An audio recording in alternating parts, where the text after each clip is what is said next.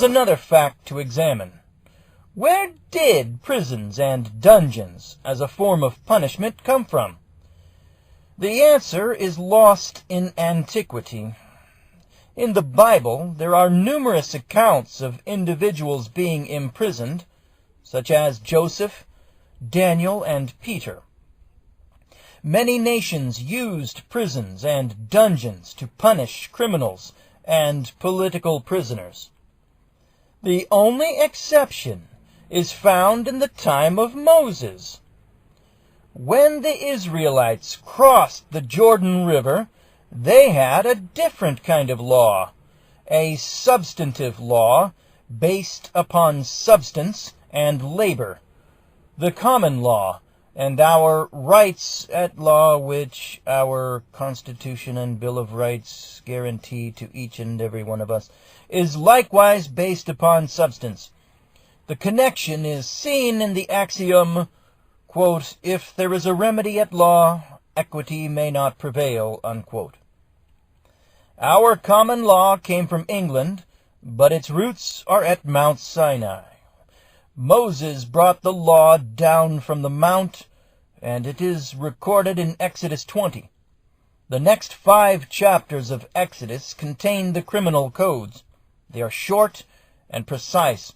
There were no prisons or dungeons. The Israelites borrowed the prison system from the Romans, Egyptians, and Babylonians, and we have that system in use today.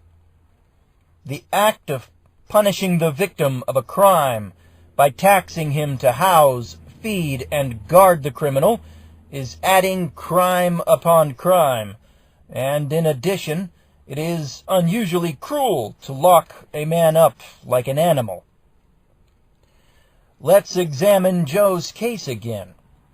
Joe stole $350 cash, but he also threw the woman's purse away, so the victim has suffered a further loss of time to replace such things as pictures, credit cards, etc. Let's set a value upon the crime. It's a common law crime since it involves the loss of life, liberty, or property.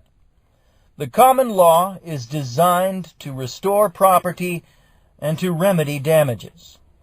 Let's value Joe's crime at $50,000, which is a bit excessive, but it's a starting point for the sake of discussion. So Joe gets 5 years or a fine of $50,000, whichever he prefers. However, Joe is poor, which was the reason for the theft, so we are going to enforce the option of 5 years. Since Joe has an obligation, let's have him work it off. Let's put Joe in a productive capacity. Joe is not dangerous.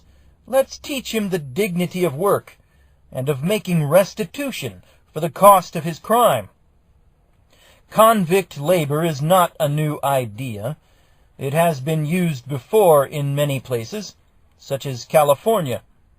Joe can be placed at the Atlanta, Idaho prison camp to work on forest projects, such as helping fight fires, replanting trees, cutting down diseased trees, and firewood. He will be paid an hourly wage, let's say $5.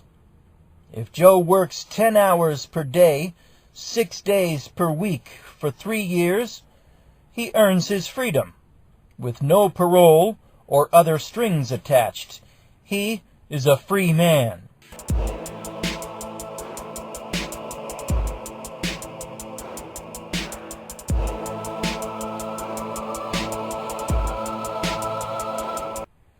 The following is an actual conversation between a prisoner, call him Joe, and another citizen. Joe is a bright college student, low on funds. Citizen: what happened to cause you to be put in prison? Joe says matter-of-factly, I stole $350. Citizen: so you are guilty of the crime and deserve to be punished? Joe: yes. Citizen: tell me exactly what happened. Joe: okay, I was in the BSU auditorium, broke, and didn't know how to make ends meet, and I saw this lady's open purse on a chair. It had money in it, so I took it. Apparently someone saw me take it and called the police. They told the police who I was, and the police came to my apartment and arrested me. That's all there is to it. The law in Idaho is that any theft over $150 is grand larceny. I was convicted of grand larceny and sentenced to indeterminate 5 years. That means I can spend anywhere from 18 months to 5 years in prison. Citizen: did you plead guilty to the charge? Joe: no, I pled not guilty. My public defender advised me to take it to trial. Citizen: how long was the trial? Joe: 1.5 days. Citizen: how much time have you served so far? Joe: 11 months. Citizen: did the lady get her purse and money back? Joe: no, I spent the money to pay bills, and I threw the purse away. This conversation can be repeated in hundreds of ways, hundreds of times. This shows how a real crime happens. There was a real criminal and a real victim. Let's see how much this crime actually cost the taxpayers to apprehend, try, convict, incarcerate, and then parole back into productive society. It costs at least $2,000 to try, defend, and incarcerate Joe. He will spend an absolute minimum of 18 months in prison. It costs $15,000 per year to feed and house Joe in the prison. Assuming Joe will be paroled for the remaining 3.5 years at $13.86 per day, his parole will cost another $27,771.50. And the lady didn't even get her $350 back, making a grand total cost for Joe's crime of $67,271.50. Who is paying this bill? The victim and the rest of the community. But what about Joe? Joe plays cards, consumes food, needs clothes and shelter, and produces nothing. In addition, he provides employment for everyone involved in trying, convicting, and incarcerating him.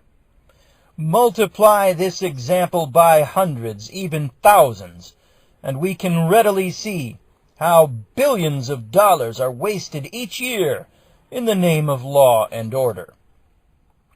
The lady who had her purse stolen would have been ahead if she had not reported the theft of her purse. The victim sentenced herself to a fine by taxation.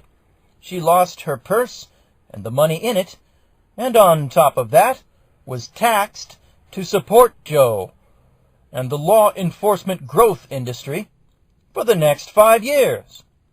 She would have been better off if she had simply bought Joe an airplane ticket to California. Joe is also a loser, and once again, the winner is the industry. Just how is Joe a loser? This is a story in itself. The law in Idaho, which declares $150 as the amount which indicates grand larceny, was passed in 1949.